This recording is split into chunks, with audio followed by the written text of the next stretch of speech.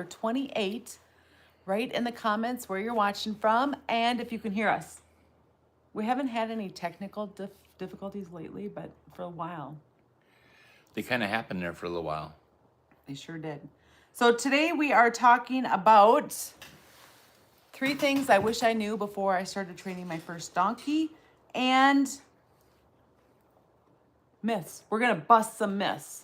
Yeah. Break them wide open. Yeah. Yeah. Okay. So the 3 things that I wish I knew before I got my first donkey. One is it's okay to make mistakes.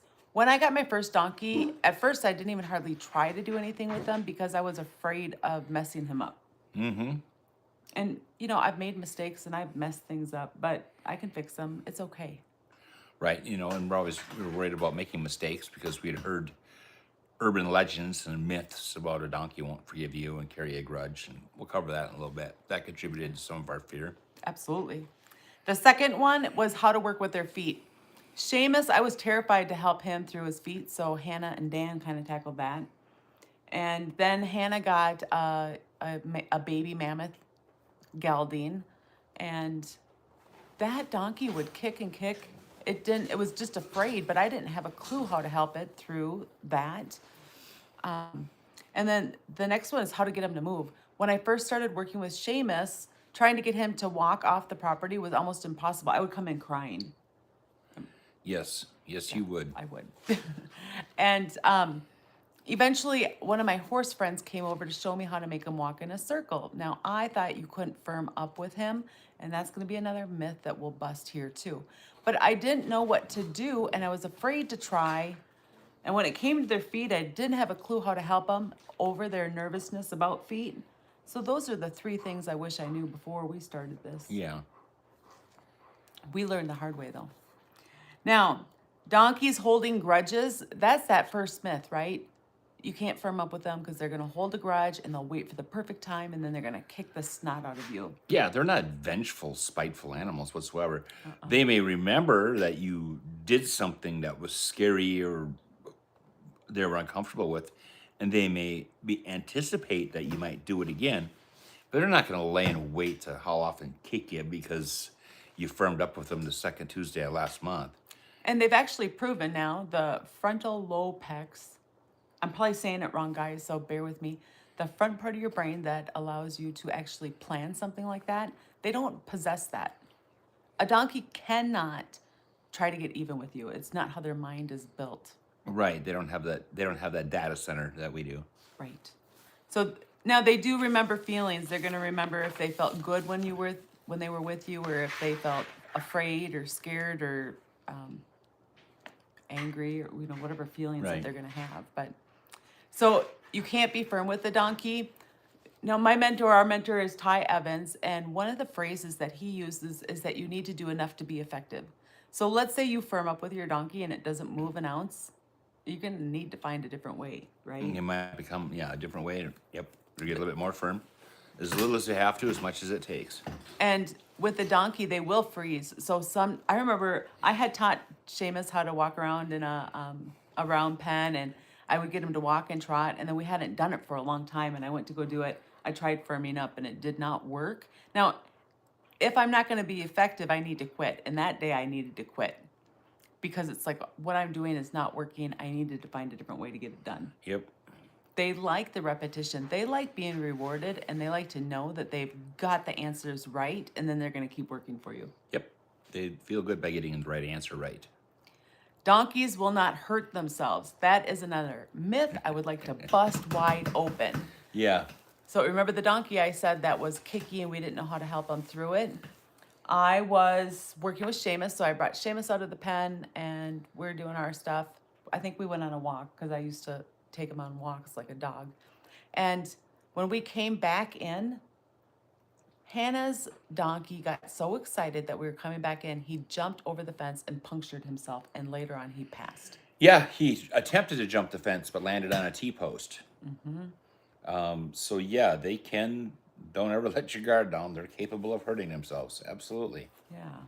So that was a super sad day, and I don't know how many times I've heard that a mule or a donkey will not hurt themselves. That's not true. No, So- not true. myth busted from personal experience too. Donkeys don't need a companion. Now, when Seamus came to us, we were told that Seamus's buddy, he was bonded up with a mule. That bond was not mutual. Right. Right. Yep. So the mule really loved Seamus, but Seamus really didn't care about the mule. And then since years have gone on, we've had more donkeys. Seamus was our first. And out in the pasture, Seamus will hang out with other donkeys, not with horses, not with mules. However, Seamus's best friend was a horse. Yes, and there's always going to be that exception to the rule. And there was a time when Seamus's most interactive pal in the pasture was an old Arabian horse, and they would screw around and wrestle and bite and play fight, and they goofed off a lot. This is when Seamus was young.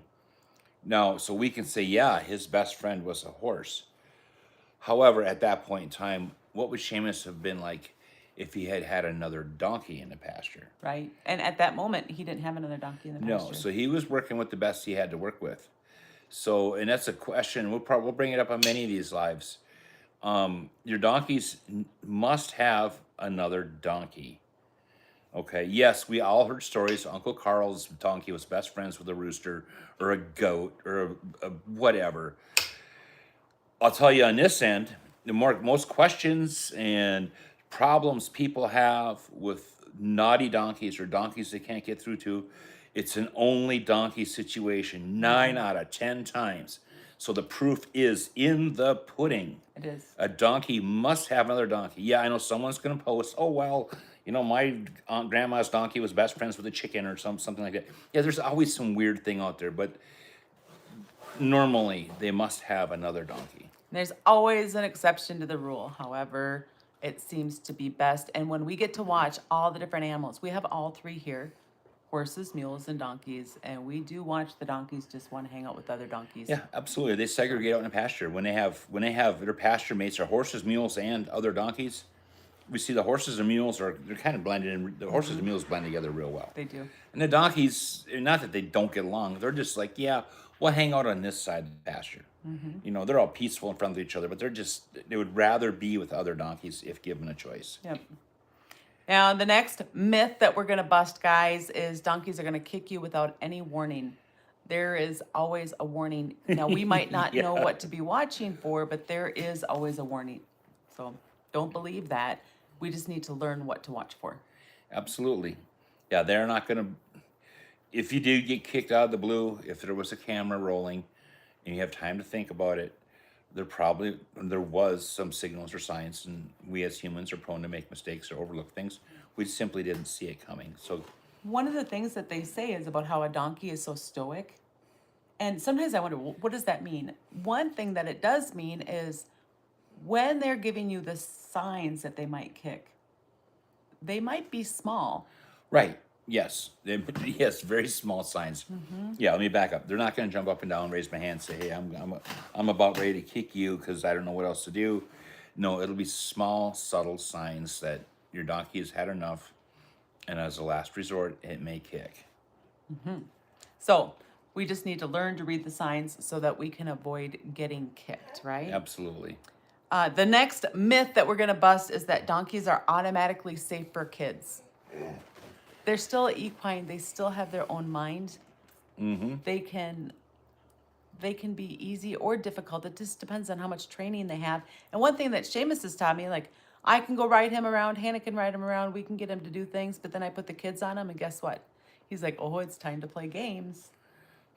Anytime somebody green is on him. Yep. And luckily, Seamus is rather cold-blooded. He's not a bolter.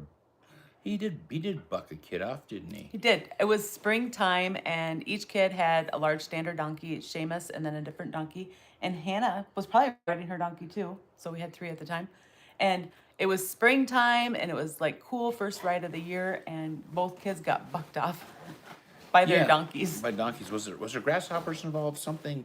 They rode over to the neighbors for something. Well, they were just going past the neighbors at that time. I remember watching, all of a sudden we had a little donkey rodeo and kids were going bloop, bloop. So, yeah, don't assume that just because it's a donkey, it's automatically safe for your child or grandchild. No.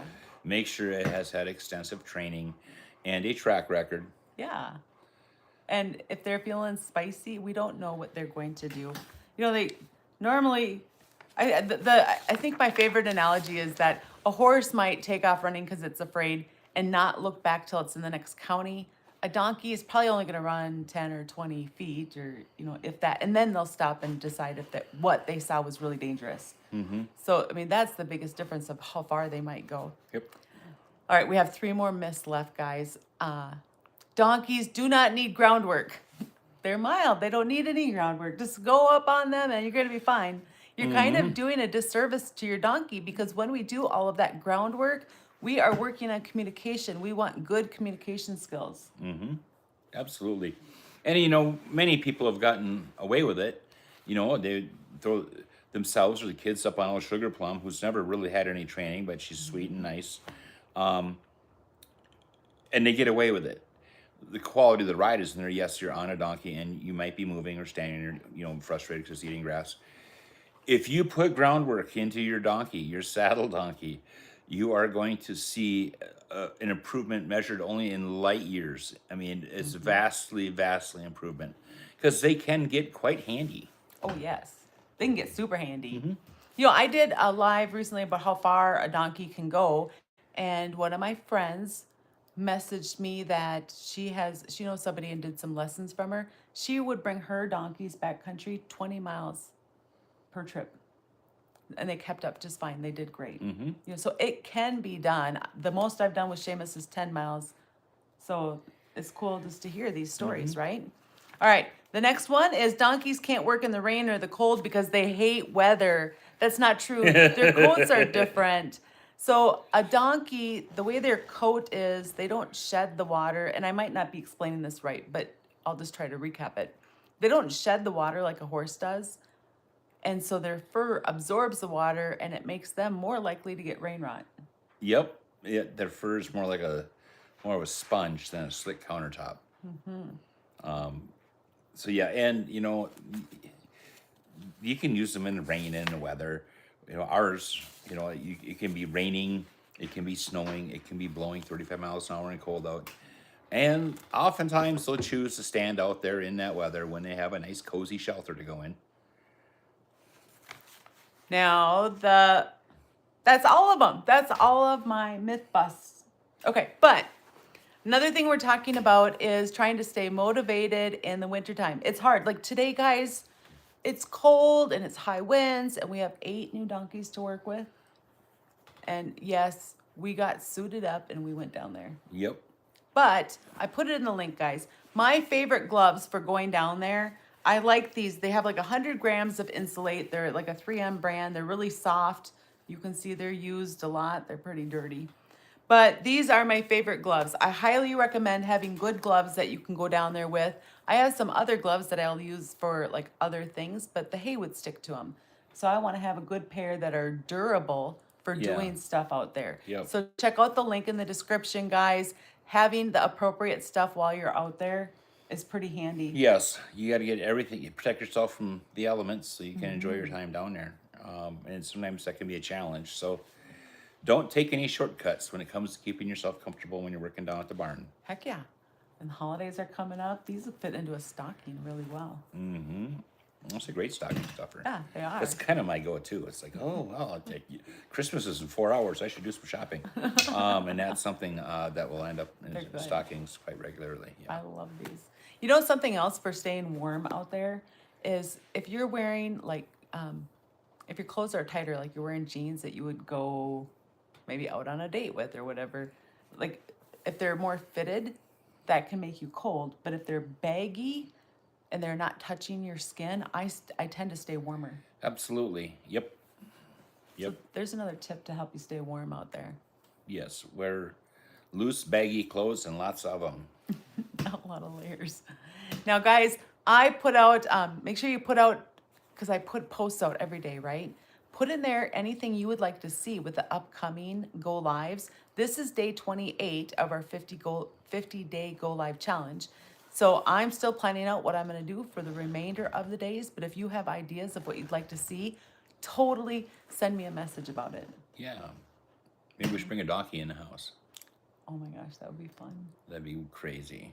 I'm worried about that window behind us. It might be like, oh, let's jump through the window. Can you imagine that if they get scared right through the window? That would be bad. Or the refrigerator. I guess I'm opening a refrigerator. Seamus would go to the refrigerator. Yeah. Yeah. All right, guys. Thank you for watching. We'll see you tomorrow and have an amazing day. Good night, guys.